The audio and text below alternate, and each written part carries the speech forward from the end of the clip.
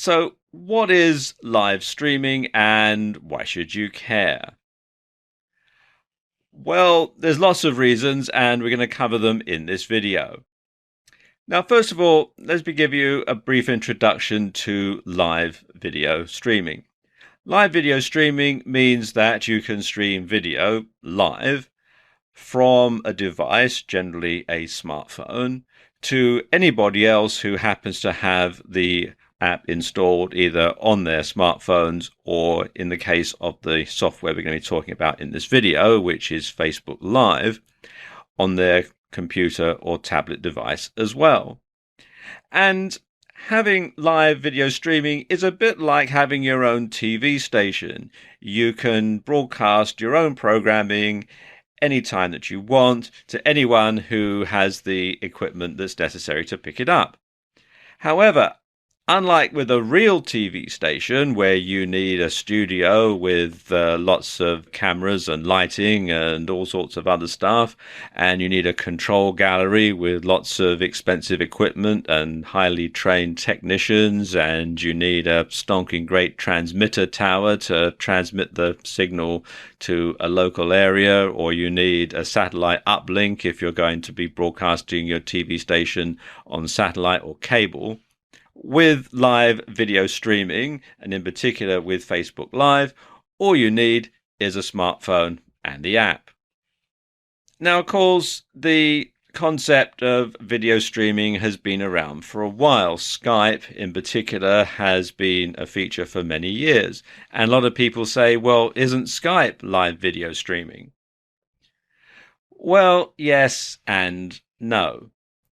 You see, Skype limits the number of people that you can share video with. You can have a one-on-one video conversation with somebody over Skype, or you can have a Skype conference call, but there is a limit to the number of people that you can share the video with. Now, Facebook Live allows video to be streamed publicly. Anyone who has the app or is among your Facebook friends can tune in and start watching at any time that you're broadcasting, that is. Also, unlike with regular TV, people can comment live, and that allows the person who's filming to view and respond to messages in real time. So, how are people using Facebook Live? Well, if you were to tune in to a Facebook Live signal, either on your smartphone or on someone's Facebook page, you're going to see things like people doing workouts while their phone films them, people chatting over a cup of coffee or a mug of tea on a particular topic. People lying in bed just staring into the camera. It's so new. It's only been out at the beginning of 2016 that some people just simply turn it on and just see exactly what it does. So you just find people lying in bed or sitting on the sofa staring into the camera. You'll find people playing musical instruments. You'll find people just simply talking randomly on any given subject that they want.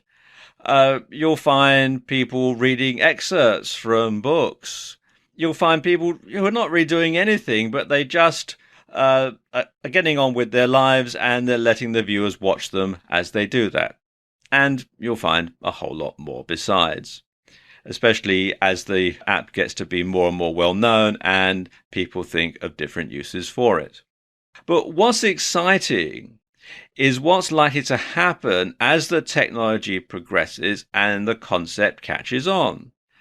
Now, live video streaming allows you to truly have eyes everywhere, and you can transport yourself anywhere in the world. And you can see what's going on through the eyes of others at the very moment that it's happening. Now, if you don't believe right now that live video streaming can get really big, then consider what would happen if there was a major world event right now. Now, let's assume that there's a big riot or a demonstration going on somewhere on the other side of the world to where you live. And let's imagine that there's a journalist in the press pack that's with the police at this demonstration. That journalist could have Facebook Live on their smartphone, and they could start streaming from the middle of the demonstration, from the middle of the crowd. So you could get a really good idea as to what's going on. It would be literally just like being there. You would see everything happening unedited in real time. So again, it would be just as if you were with this person right there in the middle of the demonstration, and you could see exactly what was going on. And in the future, we can also expect technology to progress and drive this forward further. Video fidelity will improve.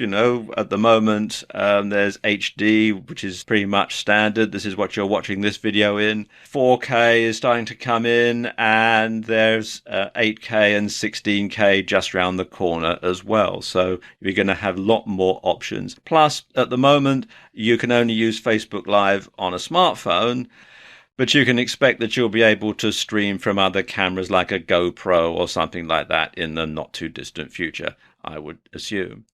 So again, this is so new that it's going to really take off, and the options, we're only just starting to scratch the surface of the sort of things that you can do with live streaming video.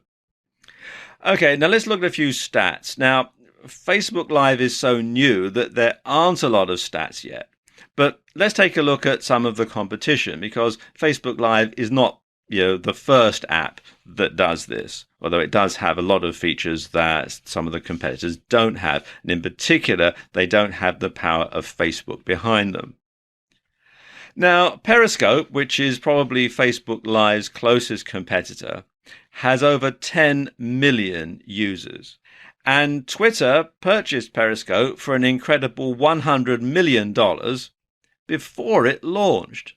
So you can see that Twitter saw the power of live streaming before Facebook did in many ways. Meerkat launched around the same time, and it had 120,000 users by the end of the first month. Twitch, which streams live video games, had 12 billion users at the end of 2014. That's the last figures that are available. But you can bet it's probably more now. And Blab is another new streaming app which shows promise with incredible engagement, and their average user spends 65 minutes a day watching videos on the platform.